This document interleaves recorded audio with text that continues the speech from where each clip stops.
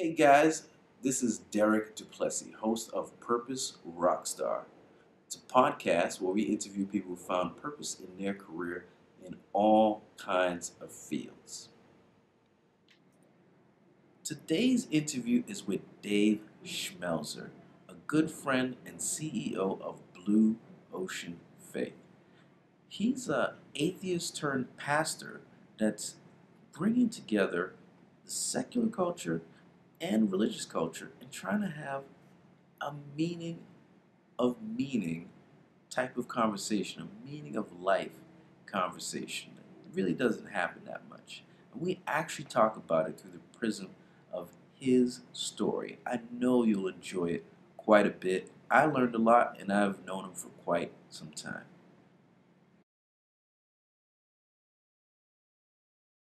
What I'd like to ask is, so what do you potentially see as the future, or what is a great goal for Blue Ocean? That's one of those many things that I'm not sure I have a great answer for. I think we've kicked around answers like we would like to help participate in a robust national conversation about the meaning of life or about meaning-rich living.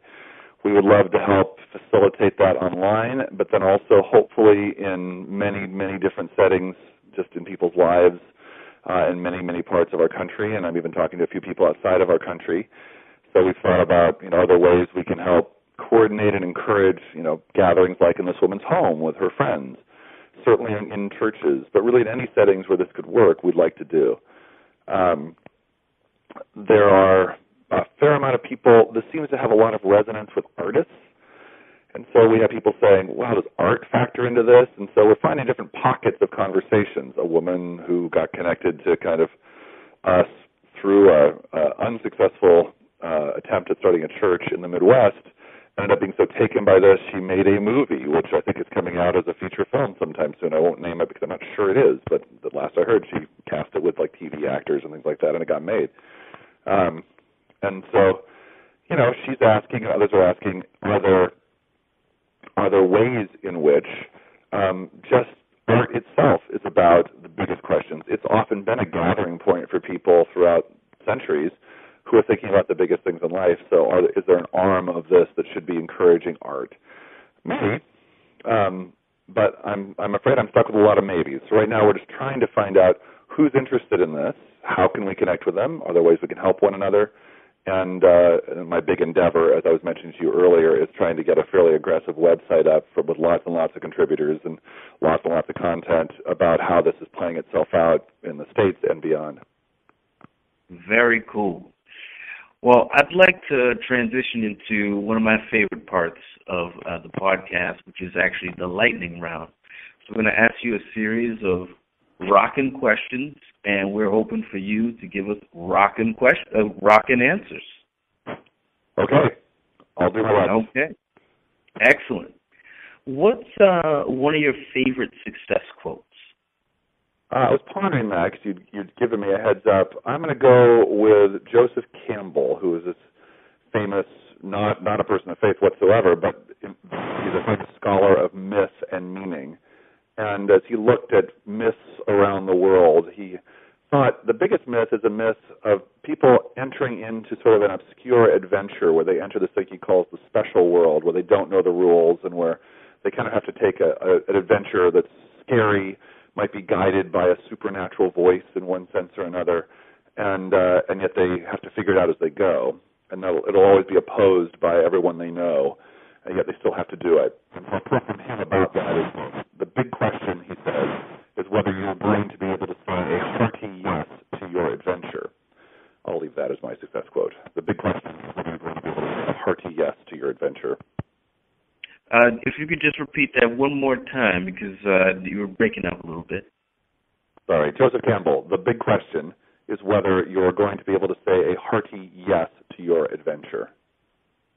Beautiful. And if you can just give us a little context and say how that quote has been helpful to you personally. Well, Campbell's point is that we all live in a world he calls the ordinary world. It's everything we think we know around us. It's what our parents tell us we have to do to succeed. But the ordinary world is basically a series of reactions, that we're always reacting to feeling like I'm not getting ahead quick enough, or I'm being judged by someone, so I'm going to judge them back, or I figured out who I love and who I hate in the world. It's all this very reactive space. And that the journey of life, if we're going to kind of find meaning, is to leave that world sooner or later and to go into what he calls the special world, where all that reactivity, those people don't go because they're trapped in this ordinary world.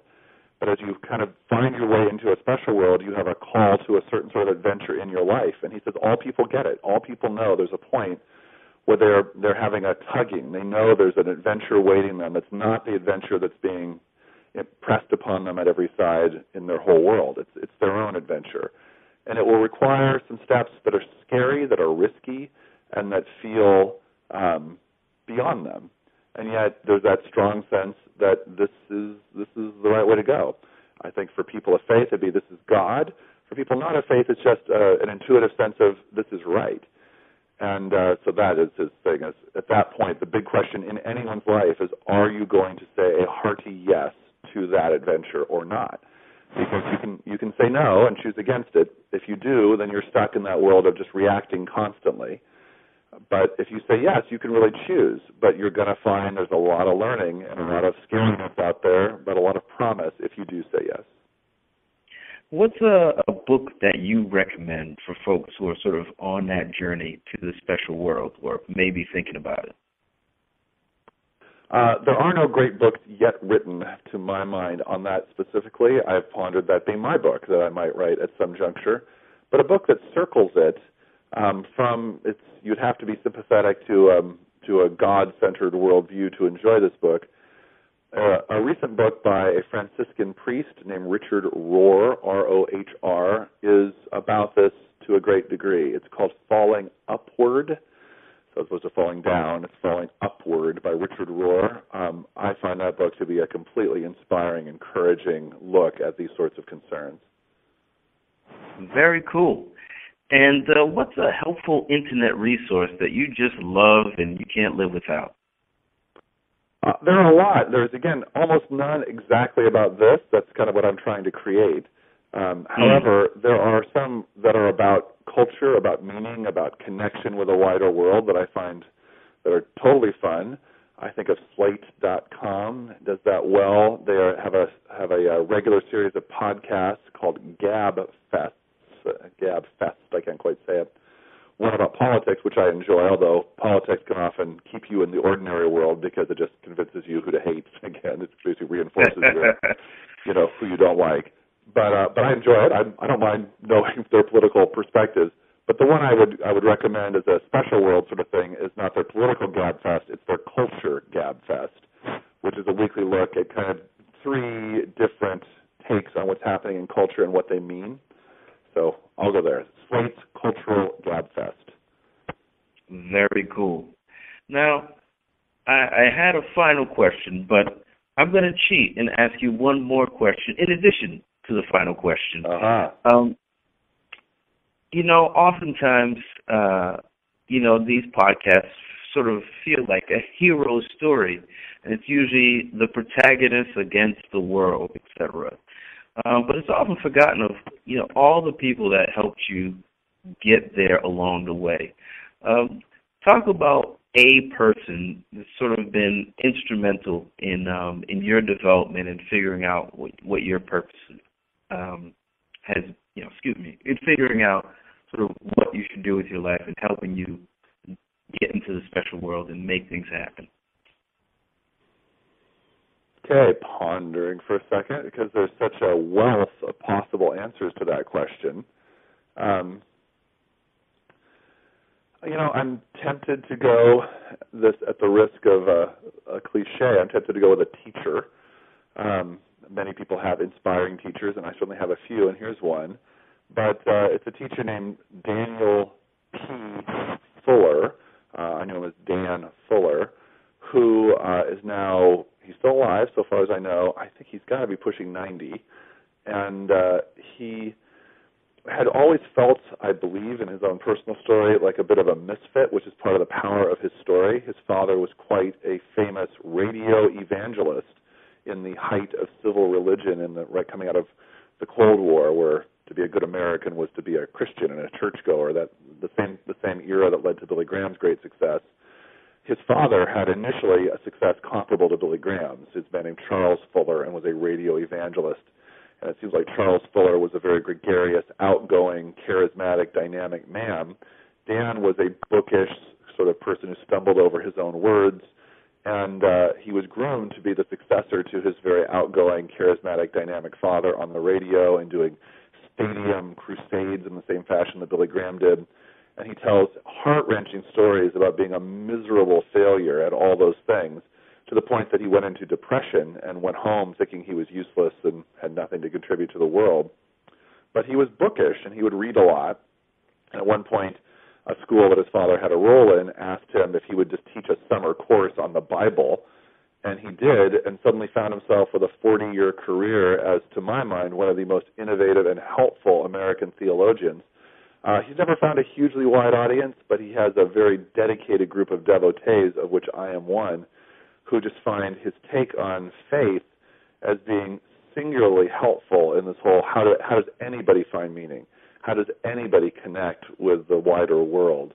And so I was so inspired by just hearing about his story and reading some of his theology that I went to meet the man when I was a young man, and he was just an inspiring person, even though he's very clearly not this dynamic, charismatic guy. He is that sort of person who stumbles over his words and seems like a bookish, sort of scholarly person, but his passion was so inspiring.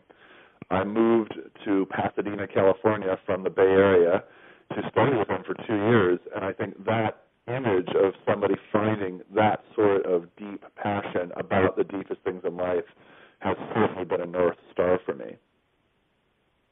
Wonderful. Now, the actual final question. Okay. So get ready. I'm ready. It's a doozy. Okay, excellent. You've been rocking so far, so thanks so much for that. Greatly appreciate you telling us your story and bringing us along on your journey. This final question is hopefully a simple one. Given all your experience, where you've come from, where you've been, where you are now, what do you feel, in a sentence or two, is your purpose? I would say my purpose is to experience the richest, deepest, most meaningful connection in my world with God, but in anyone's world with reality possible, and to help others who would like to find that. Very cool. And how can people get in touch with you and follow you?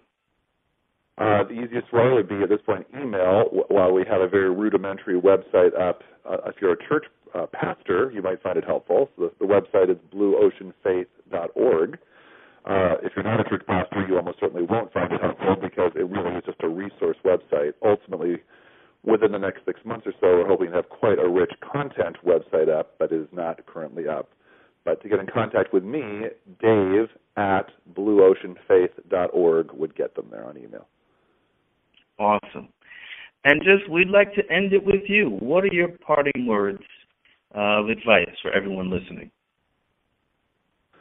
Well, I suppose my parting words of advice are, if you have a hankering to see that the things you're doing in your day fit into a larger story, don't give up on that. Don't get buried under the to-do list, but keep that little spark that says there is a deeper connection that's worth pursuing alive, and see if there's an adventure you're being invited into, and then take that adventure. Oh, sorry, you were breaking up there. If you can just repeat that last sentence. Okay. If you have an urge that your life is just not one long to-do list, but there is an overall purpose that you're being called into, a bigger story, a bigger destiny, and if you have an urge, there's an adventure you're being invited into, take the adventure, take the risk. Beautiful. Well, for all the Purpose rock stars out there, I want you to know that on our website, you can find Dave's success quote, his book recommendation, the internet resource, and a little summary of this interview. I want to thank you all for being part of this great podcast, and look forward to seeing you again. Thanks again, Dave. You bet. Thanks for joining us today for another episode of the Purpose Rockstar Show. You can find all the information from this interview, including all the resources we mentioned, at purposerockstar.com. We invite you to join the Purpose Rockstar community. Just go to purposerockstar.com, enter your name and email right on our homepage, then you'll get exclusive access to content that's only available to Purpose Rockstar members. Join today and pursue your purpose.